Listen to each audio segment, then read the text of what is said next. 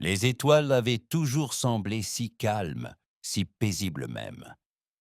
Pendant des siècles, les civilisations de toute la galaxie ont pensé que la Terre n'était qu'une planète primitive parmi d'autres, un rocher bleu niché dans un système inhabité, peuplé uniquement d'animaux sauvages et de bipèdes faibles et émotifs, tentant de survivre. L'ordre galactique a enregistré des milliers de rapports concernant la Terre. Insignifiant, inhospitalier pour les cultures avancées, aucune menace immédiate, ce fut leur première erreur. Le capitaine Zivar du domaine Yular refusa cette mission. Il était trop expérimenté, trop décoré pour une mission comme celle-ci. Garder un équipage de reconnaissance, orbiter autour d'une planète peuplée de mammifères bruyants et de programmes de divertissement bon marché, insultant. Il avait vu la vraie guerre, participer aux guerres sanglantes de Thrall, mener des flottes contre l'Empire Morkati. La Terre était une plaisanterie, mais la plaisanterie cessa 3 heures après l'atterrissage. L'équipe de reconnaissance ne revint jamais. Ils avaient atterri dans une zone rurale du secteur nord-américain, quelque part appelée Montana, d'après les cartes terrestres obsolètes qu'ils avaient traduites. Une zone boisée avec des villages dispersés et des signaux technologiques minimes. C'était censé être sûr. Zévar avait approuvé le largage lui-même, confiant que la petite équipe de 6 personnes rassemblerait les échantillons, installerait des balises de surveillance et reviendrait dans la soirée. Mais le soleil se coucha, la terre s'assombrit et l'équipe resta silencieuse. Aucun signal, aucun appel de détresse, tout simplement disparu. Le vaisseau de Zévar, le Tyrannax, planète en orbite basse, dissimulée à la technologie humaine. Il se tenait sur le pont d'observation, fixant la planète en contrebas, avec un malaise grandissant. Quelque chose clochait, très mal. Commandant, la voix du navigateur rompit le silence. Nous recevons une transmission cryptée sur une ancienne fréquence, mais elle vient de la surface. Zavar fronça les sourcils. Écoutez. Le son grésillait, déformé. Mais c'était indéniablement une voix humaine. Vous n'auriez pas dû venir ici, dit-elle. Calme, mesuré, trop calme. Puis une seconde voix, plus froide. Nous savons ce que vous cherchez. Nous attendions. Le sang de Xévar se glaça. Tracez-le, maintenant. Son équipage se précipita, récupérant des données, se verrouillant sur les coordonnées. C'était proche de la zone d'atterrissage initiale. Même zone, mêmes arbres, mais différents maintenant. Les arbres avaient disparu, brûlés. Capitaine, dit l'officier tactique, les yeux écarquillés. Le vaisseau éclaireur a été démantelé. Aucun signe de l'équipe. Mais il y a autre chose. Une image creuse projetée au-dessus d'eux. Une structure rudimentaire mais efficace construite à partir des débris. Barrières, capteurs de périmètre, caméras. Et au milieu de tout cela, des humains, armés, prêts.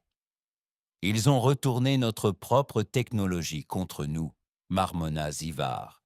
En moins d'une journée, aucune espèce n'était aussi rapide, à moins qu'il n'en ait donné l'ordre lui-même. Une escouade de récupération, 10 de leurs meilleurs éléments, armure furtive, fusils à plasma, amortisseurs neuronaux, entrée et sortie, extraction rapide.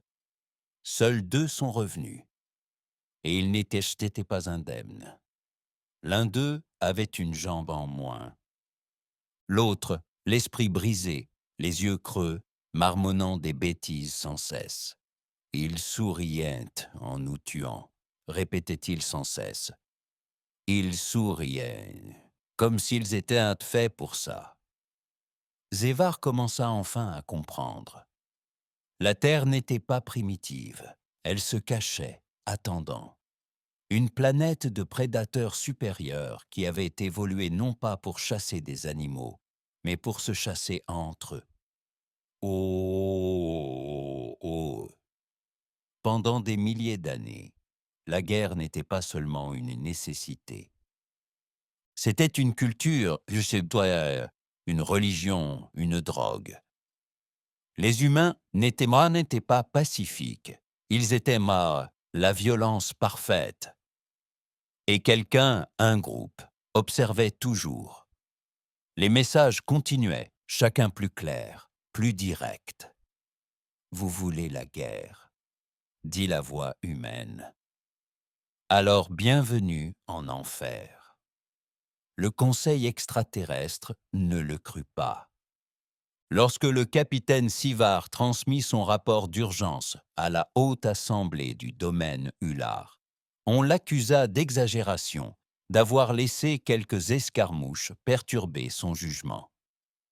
Même après avoir visionné les images floues d'humains construisant des zones de destruction à partir d'épaves extraterrestres, riant en traquant l'escouade comme une proie, le Conseil rejeta l'incident comme une anomalie.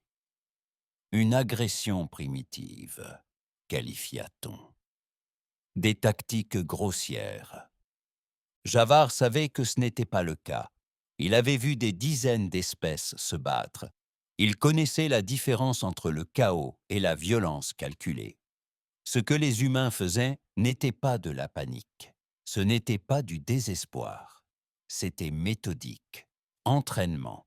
Comme si la guerre n'était pas seulement dans leur culture, elle était inscrite dans leur ADN.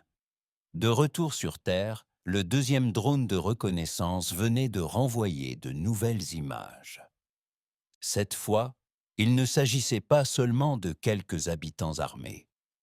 Ils avaient donc découvert quelque chose enfoui profondément sous une montagne, une sorte d'installation si bien camouflée que même la technologie de balayage du Dominion avait failli la rater.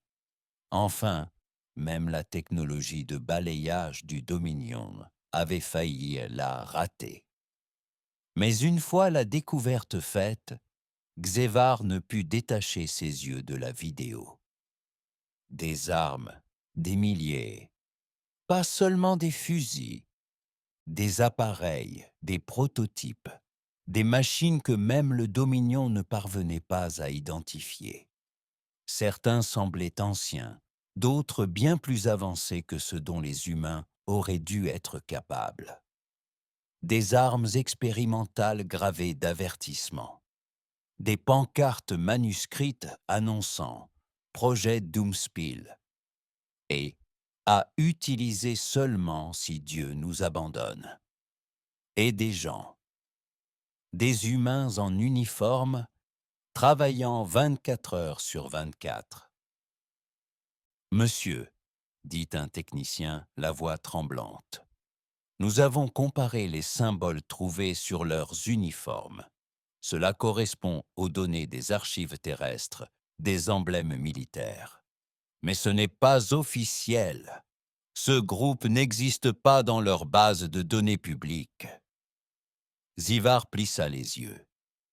Alors qui sont-ils? Le technicien hésita. Nous pensons qu'ils se font appeler le Bastion, une faction défensive rebelle, cachée, autonome, peut-être vieille, de plusieurs siècles. Combien sont-ils? Nous l'ignorons. Les signaux sont répartis sur plusieurs continents. Il est possible qu'il existe des dizaines de ces installations. Zivar resta silencieux, fixant la Terre comme s'il la voyait pour la première fois.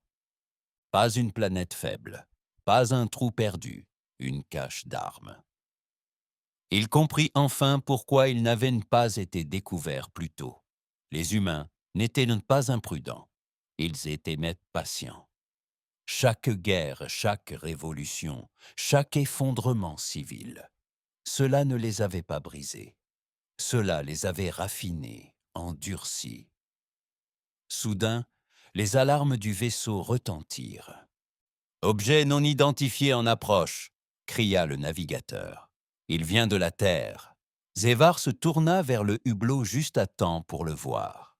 Un missile unique, brûlant à travers le vide, fonçant vers leur orbite.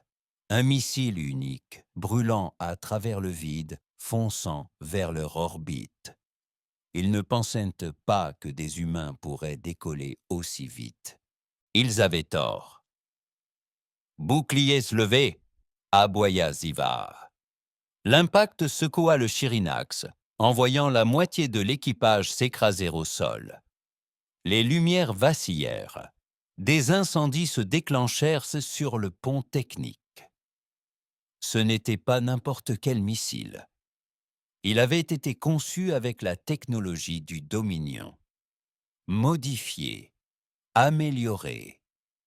Comment avait-il pu y accéder? Puis il se souvint. La première équipe d'éclaireurs, leur équipement, leurs armes.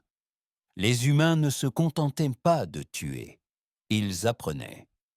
Riposter, demanda son second, le front ruisselant de sang. Zivar hésita. Son orgueil réclamait vengeance. Son entraînement le harcelait, mais quelque chose de plus profond le retenait. Une peur primitive. Plus ils insisteraient, plus les humains se dévoileraient. Et si ce n'était que le début? Pas encore, dit Zivar à voix basse. Nous n'avons pas affaire à une autre espèce. Nous avons réveillé quelque chose d'ancien, fait pour la guerre. Un silence régna sur le pont tandis que ces paroles pénétraient. Puis, un nouveau message apparut sur l'écran central. Une autre transmission terrestre. Cette fois, une vidéo. Un homme se tenait devant une nacelle de reconnaissance en ruine, un fusil Dominion en bandoulière, la quarantaine, le regard calme, l'équipement tactique, le sourire aux lèvres. « Nous avons lu votre histoire, » dit-il. « Vous vous battez pour la conquête, pour le pouvoir, pour votre ego. » Il s'avança, le regard froid et posé. Nous nous battons pour le frisson. L'écran devint noir, et pour la première fois de sa longue et sanglante carrière, le capitaine Zivar ressentit de la peur. La flotte du Dominion arriva 2 jours plus tard. 10 vaisseaux, armés jusqu'aux dents, chacun capable de raser des villes. La haute assemblée avait enfin pris Zivar au sérieux, même si elle avait formulé la chose différemment dans son communiqué officiel. Une démonstration de force pour réprimer les menaces croissantes des espèces primitives de la Terre. Zivar ne protesta pas, qu'il crointe à une démonstration de force. Il savait pertinemment qu'il n'en était rien. Debout sur le pont du Cherenax, il observait la formation de la flotte qui rayonnait en orbite autour de la Terre.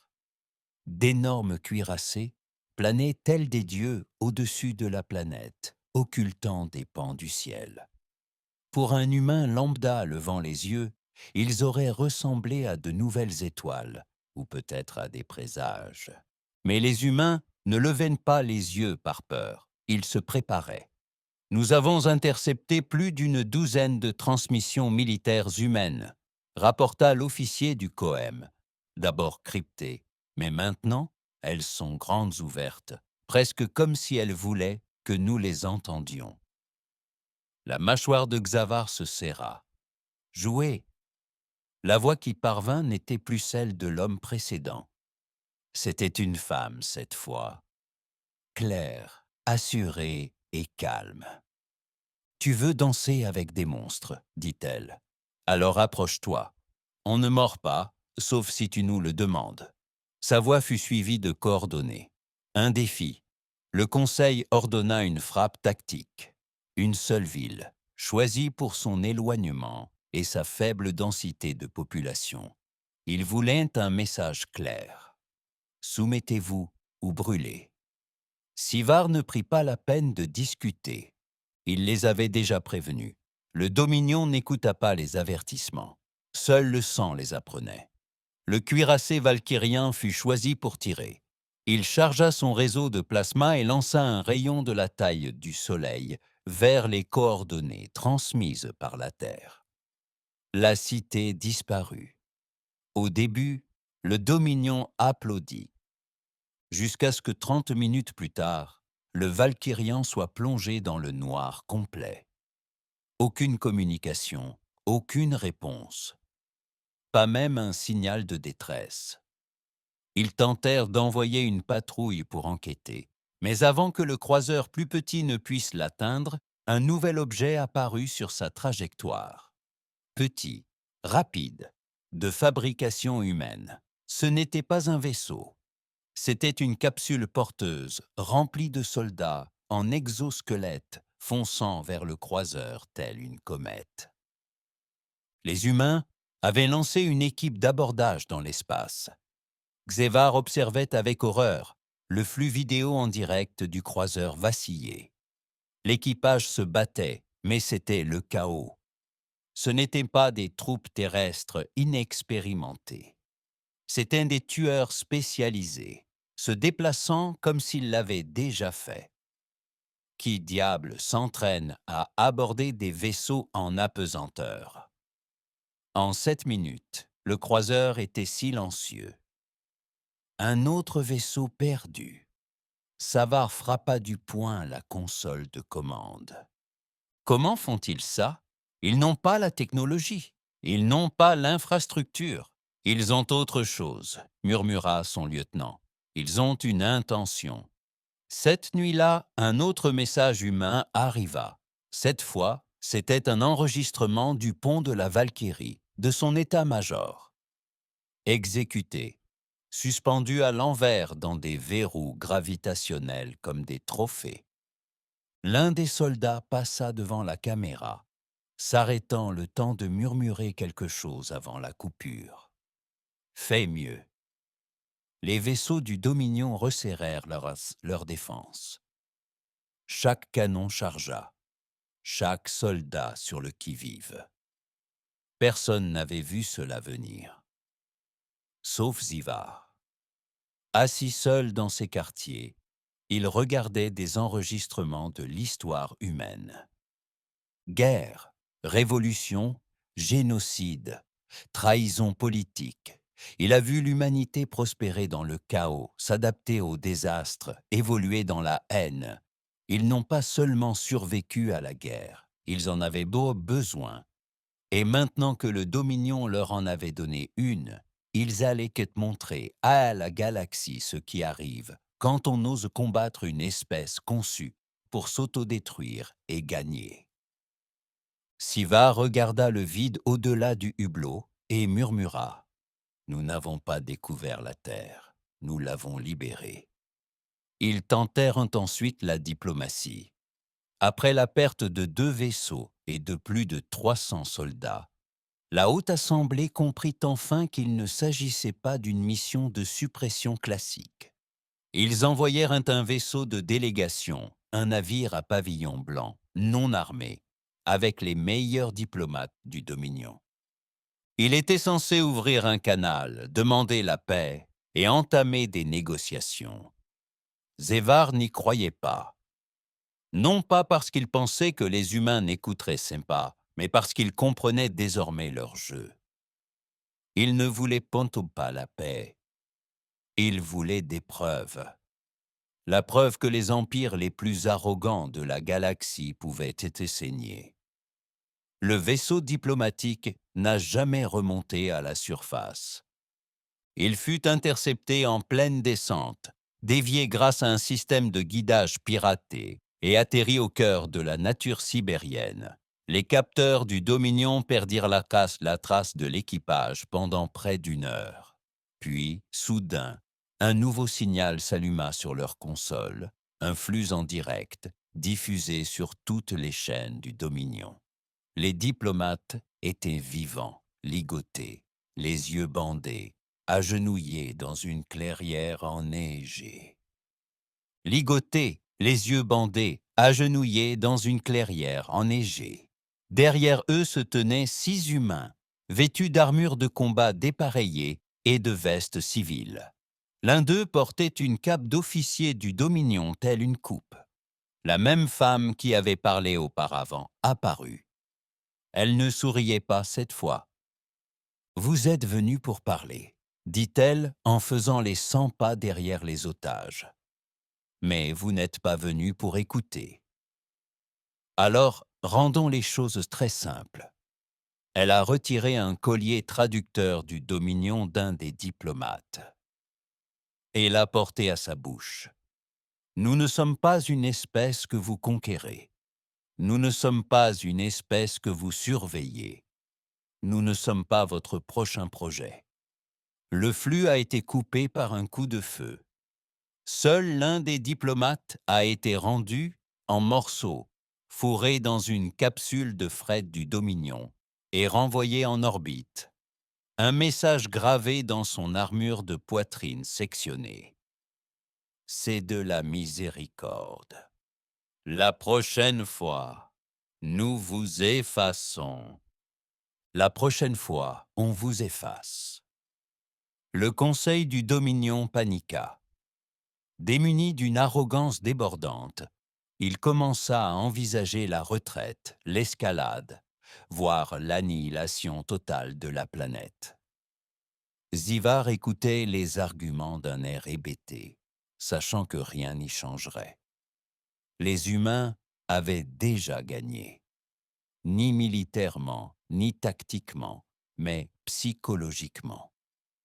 La peur grandissait, non seulement au sein du Dominion, mais aussi parmi les autres espèces observant la situation depuis les confins de la galaxie.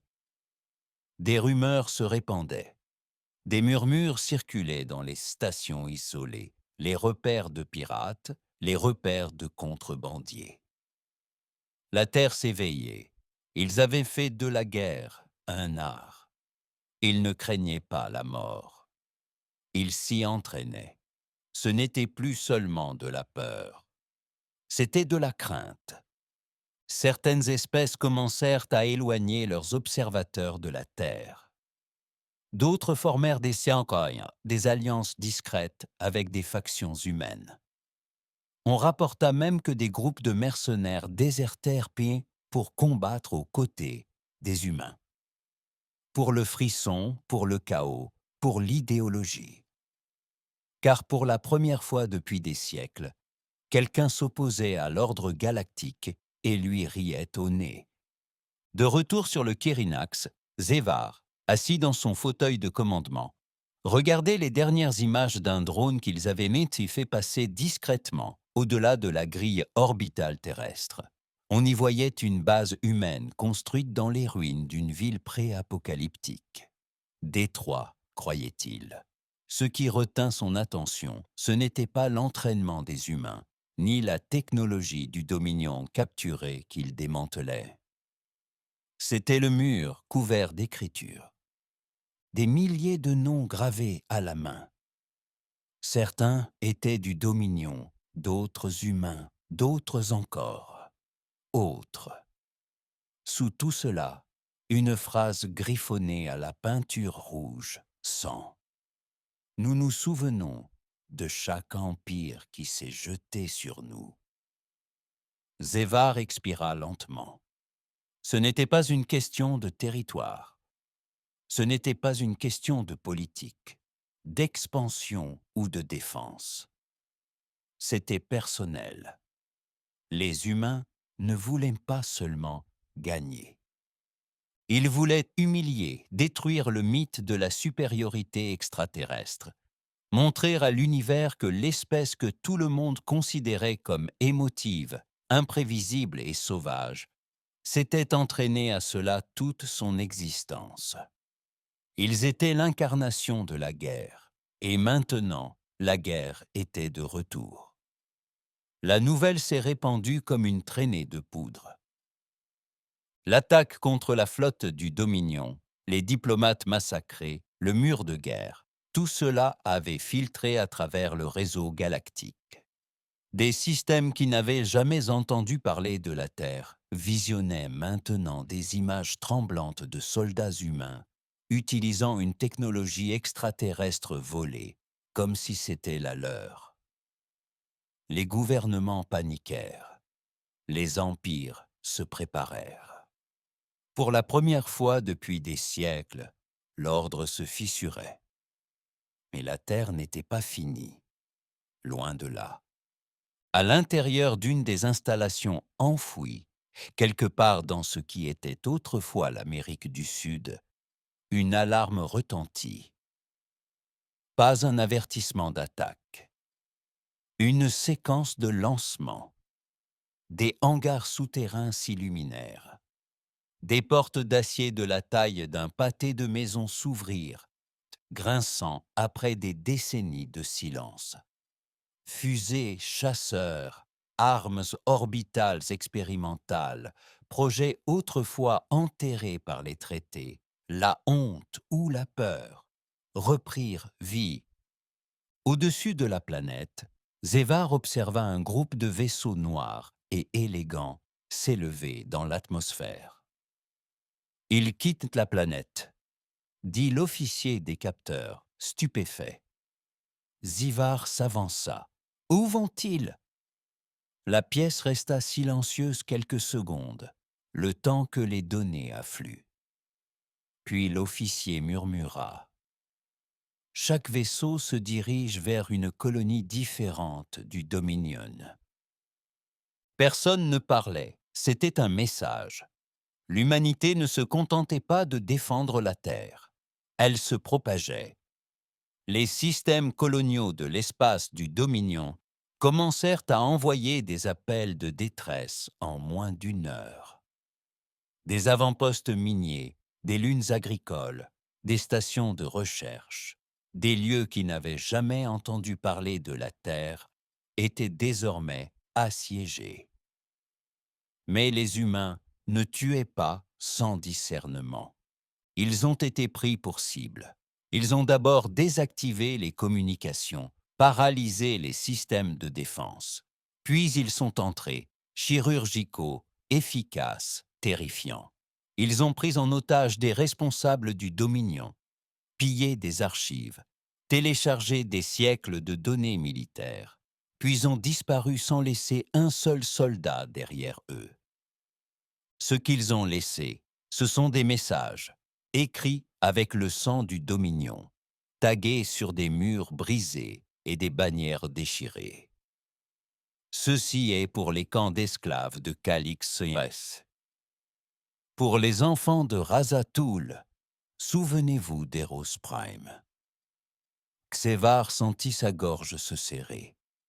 Les humains savaient, pas seulement le Dominion, toute l'histoire sombre, les atrocités enfouies, les campagnes effacées des archives publiques, le genre de secret que les empires tuaient pour garder secret.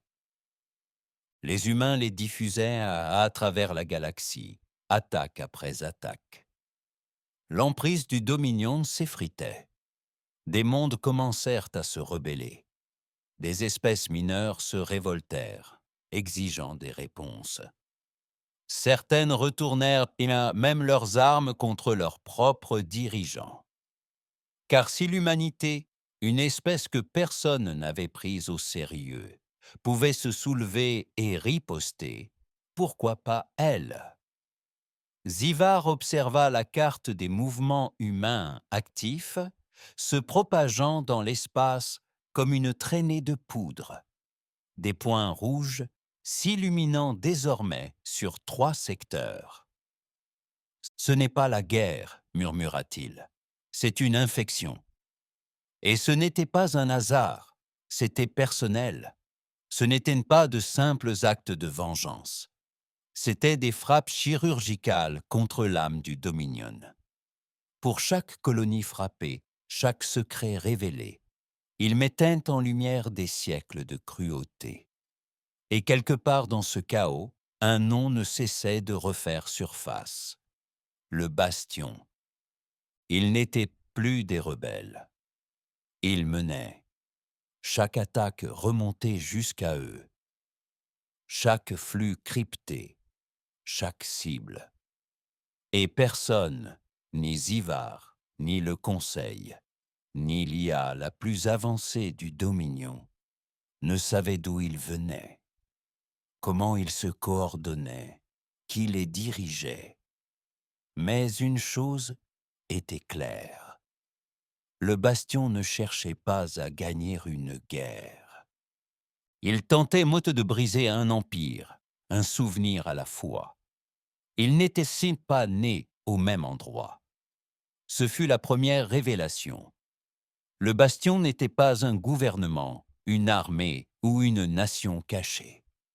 C'était un collectif, une mosaïque de personnes brisées, oubliées, trahies. Des soldats traduits en cour martiale pour avoir remis en question leur commandement. Des scientifiques mis sur liste noire pour avoir refusé d'utiliser leurs recherches comme armes.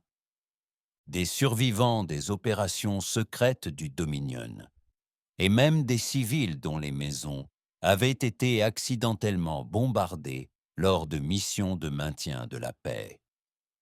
Ils venaient de partout. Et ils avaient un point commun. Le Dominion avait détruit leur vie. Les dossiers récupérés par Zivar dans une installation humaine perquisitionnée racontaient des bribes de l'histoire, loin du genre de récits que l'on trouve dans les manuels scolaires ou dans les bureaux diplomatiques. C'était la version gravée sur les murs par des survivants trop en colère pour mourir et trop intelligents pour pardonner. Tout a commencé après le premier contact, bien avant l'invasion. Le Dominion avait envoyé des observateurs sur Terre dans le cadre d'une fausse initiative de paix. Ils ont étudié, prélevé des échantillons, infiltré les gouvernements, chuchoté aux entreprises, instrumentalisé la division humaine. Lorsque le chaos a éclaté, les guerres, les flambées épidémiques, les effondrements économiques, le Dominion est intervenu avec un remède, instaurant l'ordre. Et en échange, la terre leur donnait ses pauvres, ses prisonniers, ses débiteurs. C'était de l'esclavage déguisé en salut. Des générations entières disparurent dans des programmes de réhabilitation extraterrestres. Les parents affirmaient à leurs enfants qu'ils reviendraient un jour. Ils ne rentrèrent jamais, mais certains s'échappèrent. Et ceux qui y parvinrent se souvinrent de tout. Le Bastion est né de ce souvenir. Sa fondatrice était autrefois un atout de guerre du Dominion. Une jeune fille enlevée à Nairobi, entraînée au combat en apesanteur, puis abandonnée une fois devenue inutile. On l'a abandonnée pour mourir sur une lune minière. Elle ne l'a pas fait. Elle s'appelait HA-19 et elle n'a pas simplement survécu. Elle a prospéré, a fondé une cellule de résistance, a pris le contrôle d'un tirailleur du Dominion. Puis, discrètement, au cours des 10 années suivantes, elle a construit le Bastion. D'elle, debout devant une foule dans une salle souterraine en ruine. Sa voix était basse, posée, tranchante comme une lame. « Il voulait nous oublier », disait-elle, « mais nous nous souvenons. Et quand la mémoire devient une arme, les empires s'effondrent. » Derrière elle, un écran géant s'illuminait d'emblèmes du Dominion, chacun barré. En dessous, des noms, non pas de cibles, mais de crimes. Opération sécheresse stellaire. Protocole de relocalisation massive 7. l'effacement Rasdal. Et enfin, la Terre. Projet de confinement 01. Zavar serra la console jusqu'à en avoir mal aux doigts. Confinement. C'était le mot qu'ils avaient toujours utilisé. Pas destruction, pas conquête, confinement. Parce que quelque part, quelqu'un, haut placé au sein du Dominion, avait vu ce qu'était réellement la Terre. Une arme. Asha 19 et ses disciples ne se battaient pas comme des rebelles. Ils se battaient comme des survivants devenus chirurgiens, infligeant des blessures profondes, avec une intention, un but précis, non pas pour renverser le Dominion, mais pour le dénoncer, et ils gagnaient. Ils appelèrent cela l'opération Pureté. Les représailles du Dominion n'étaient pas une simple frappe. Ce fut une campagne de nettoyage à grande échelle. Des porte-avions par dizaines, des plateformes de siège orbitales, des charges de bombardement cinétique de la taille de montagne. Chaque protocole autrefois jugé trop extrême pour un usage civilisé fut approuvé en une seule journée. Plus de diplomatie, plus de tentatives d'études ou de confinement. Les humains les avaient embarrassés publiquement, violemment, et le Dominion n'avait jamais toléré l'humiliation. Alors, ils firent ce que font toujours les empires lorsqu'ils ont peur. Ils surcompensèrent. Zévar observait depuis le pont de commandement du Chirinax la flotte offensive terrestre se positionner. Plus de 300 vaisseaux formaient désormais un réseau orbital si large que même la Lune projetait son ombre sur leur coque. La Terre en contrebas semblait silencieuse, trop silencieuse. Les scanners montraient des mouvements, mais aucune réaction, aucun lancement, aucune contre-mesure. « Ils attendent », dit l'un des jeunes tacticiens. « Quoi » murmura Xévar, presque pour lui-même. Puis l'ordre arriva du haut commandement. Lancer la suppression planétaire. La première vague n'était même pas destinée à tuer. Elle était conçue pour aveugler, détruire le réseau satellite de la planète, brouiller l'atmosphère avec des impulsions électromagnétiques et réduire tout réseau électrique en fumée et en étincelles. Mais dès l'instant où la première impulsion électromagnétique explosa dans la stratosphère, quelque chose changea. Tous les écrans du Dominion sur chaque vaisseau devinrent noirs, puis statiques. Puis, une phrase unique apparut, gravée en lettres rouges sang sur tout le système d'affichage tête haute de la flotte. « Nous vous avions prévenu. » Le vacarme des alertes inonda le pont. Les systèmes furent mis hors service. Les cœurs d'IA s'activèrent quand, en panique. Même le Chirinax, le vaisseau amiral de la flotte, se mit à trembler et à gémir comme s'il était déchiré de l'intérieur. « Plusieurs vaisseaux perdaient le contrôle !» cria quelqu'un. « Ce n'est pas un piratage, c'est un virus. » Personne ne l'avait vu venir. Le Bastion ne s'était pas seulement préparé à cet assaut, il l'avait conçu. Ils ont laissé le Dominion asseoir sa fierté, rassembler ses forces, les laisser entrer en orbite tels des dieux descendus du ciel. Et puis, ils ont appuyé sur la gâchette, des dieux descendus du ciel. Et puis, ils ont appuyé sur la gâchette. 1 million de paquets de codes dormants, cachés dans les communications du Dominion depuis le tout premier contact avec la Terre, se sont activés instantanément. Une véritable plaie numérique, écrite dans des langues que les pare-feux du Dominion ne reconnaissaient même pas. Des vaisseaux entrèrent en collision, des moteurs tombèrent en panne, des systèmes de ciblage tombèrent en panne. Certains vaisseaux retournèrent leurs canons contre eux-mêmes, avant que quiconque puisse les neutraliser. Et puis, les humains arrivèrent, pas en flotte, pas en rang serré et disciplinés, comme les stratèges du Dominion l'auraient imaginé. Ils arrivèrent par vagues, des groupes de raids, des capsules furtives, des exosquelettes lancés directement depuis les montagnes, des planeurs orbitaux improvisés, chargés d'explosifs et hérissés de technologies extraterrestres récupérées. Un à un, les vaisseaux du Dominion commencèrent à tomber du ciel, laissant derrière eux une traînée de feu telle des dieux morts. Les mains de Xevar tremblèrent. Ce n'était plus seulement la guerre, c'était la vengeance. À la surface, le Bastion lança sa dernière opération, nom de code, chute de cendres. Le but n'était pas de détruire l'armée du Dominion. Cela aurait été facile maintenant. L'objectif était de diffuser. Chaque planète, chaque système du Dominion, chaque espèce observatrice, tout le monde voyait désormais ce que le Bastion voyait.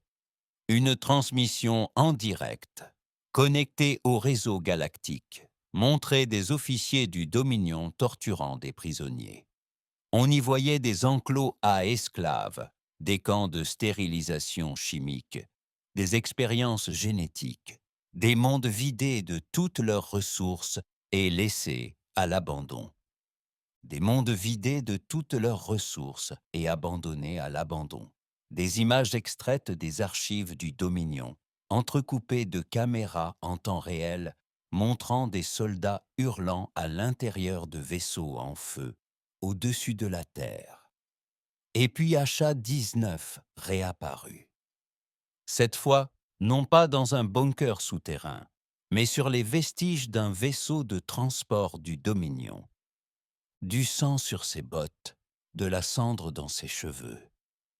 Plus de secrets, dit-elle doucement.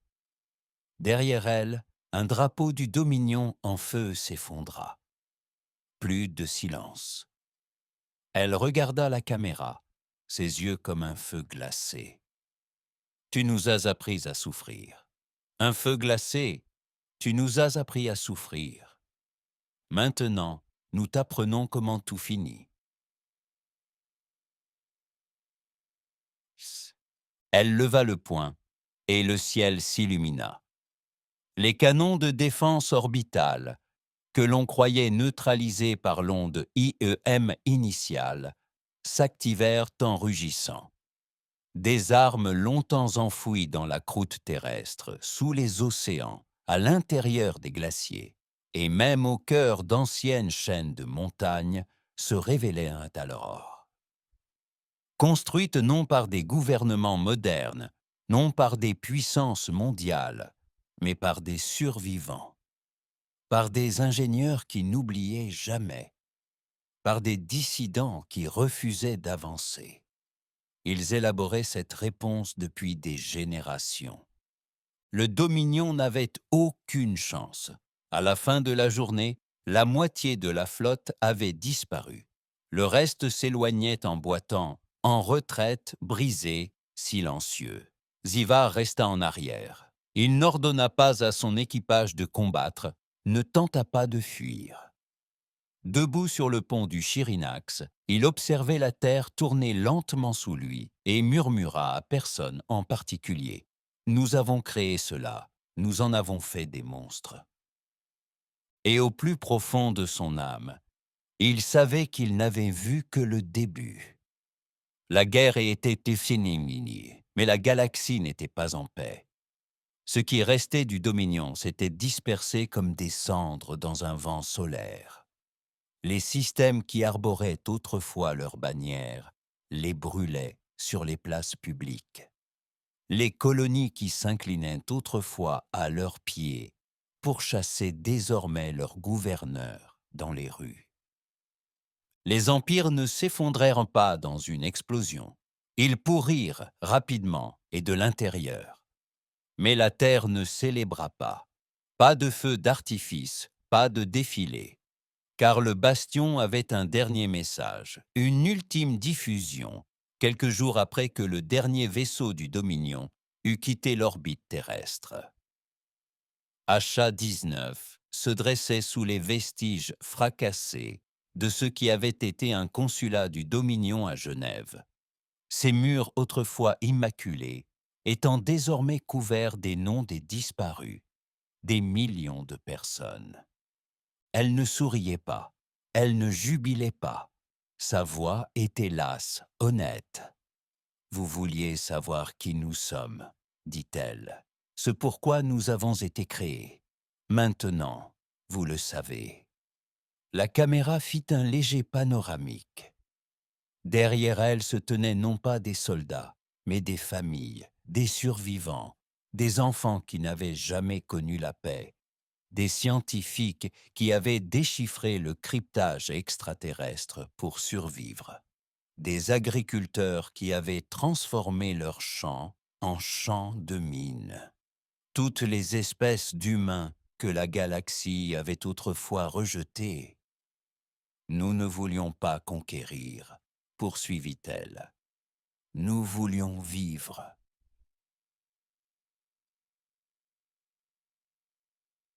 Mais tu as fait en sorte que nous ne puissions vivre que si nous apprenions à tuer. Elle regarda droit dans la caméra. Tu as bâti un empire sur l'oubli. Nous nous souvenions de tout. L'écran s'est éteint. Puis, une dernière image. Que la galaxie se reconstruise. Sans peur. Sans toi. Et c'était tout. Le bastion ne revendiquait aucun territoire, n'installait pas de gouverneur et n'exigeait aucune réparation. La terre restait silencieuse, le ciel dégagé pour la première fois depuis des mois. Les baies de lancement se fermaient, les vaisseaux noirs atterrissaient et coupaient leurs moteurs. Mais la galaxie ne savait pas quoi penser de tout cela. Certains pensaient que les humains menaient une longue bataille, attendant de renaître de leurs cendres. D'autres les croyaient trop brisés pour continuer, une flamme brûlant trop fort et trop vite. D'autres murmuraient que le bastion n'était pas terminé, qu'il y avait d'autres ennemis, d'autres monstres cachés derrière des drapeaux, des traités et des promesses en or. Et au fond, chacun craignait une chose plus que la guerre, le silence, parce que les humains n'ont rien dit de ce qui allait suivre. Ils ont juste observé, attendu. Xavar a été capturé vivant, pas par des soldats, pas même par le bastion, mais par un groupe de civils dans un camp de réfugiés qu'il avait contribué à construire pour des raisons de propagande. Ils l'ont trouvé caché dans un conduit de ventilation d'un croiseur abattu et l'ont traîné dehors, à la lumière du jour. Ils ne l'ont pas tué. Ils l'ont forcé à voir. Ils l'ont forcé à parcourir ce qui restait des archives de Rastel. Ils l'ont laissé lire les vrais chiffres, le nombre de morts, les expériences classifiées qu'il avait approuvées sans les lire. Puis, ils l'ont laissé dans une cabane avec un écran solaire diffusant en boucle l'émission d'HA-19. Encore et encore. On disait qu'il avait cessé de parler au bout de 3 jours, de manger au bout de 7, et d'exister alors même que son corps continuait de respirer. Symbole d'une époque mourante. Ailleurs dans la galaxie, une révolution silencieuse se déroulait. Des espèces longtemps considérées comme inférieures par les systèmes de caste du Dominion commencèrent à s'affirmer. De nouvelles alliances se formèrent, non par peur, mais par compréhension. De petites planètes autrefois contraintes de conclure des accords commerciaux et de recourir à la conscription militaire commencèrent à négocier équitablement. Et au milieu de tout cela, la Terre resta immobile, en reconstruction, silencieuse, observatrice. La Terre resta immobile, en reconstruction, silencieuse, observatrice. Mais ceux qui y prêtèrent pas vraiment attention remarquèrent quelque chose d'étrange. Le bastion ne se dissout pas. Ils ne retournèrent pas chez eux pour disparaître dans l'oubli. Ils se déployèrent, non pas pour conquérir, mais pour protéger. Des avant-postes construits dans des ceintures d'astéroïdes, des stations d'écoute implantées près des anciennes planètes frontalières du Dominion, un vaisseau aperçu de temps à autre dans l'espace contesté, silencieux, noir, marqué seulement d'un symbole, une chaîne brisée enveloppée de flammes. Ce n'était pas une menace, c'était une promesse. Quel que soit le prochain à s'élever, quel que soit l'empire qui s'enrichirait de puissance et de fierté, l'humanité se souviendrait. Et quand la mémoire devient une arme, les empires s'effondrent. Au fil des ans, les histoires se sont muées en mythes. La guerre s'est muée en récits édifiants pour les cadets, en avertissements pour les enfants des dirigeants. Et pourtant, ceux qui avaient vu les humains n'ont jamais oublié. Ni leurs armes, ni leur technologie, ni leurs regards. Car lorsque la galaxie avait tenté de détruire la Terre, elle n'avait révélé que ce qu'étaient réellement les humains sous la surface, ni des diplomates, ni des alliés, ni même des rebelles. C'étaient des cicatrices transformées en stratégie, la douleur en précision, la guerre incarnée. Et si la paix refleurissait dans la galaxie, elle s'épanouissait sous l'ombre froide et persistante d'une espèce que personne ne sous-estimerait plus jamais. Car désormais, chacun connaissait la terrifiante vérité. L'humanité n'était pas seulement faite pour survivre à la guerre, elle était faite pour elle, parfaitement.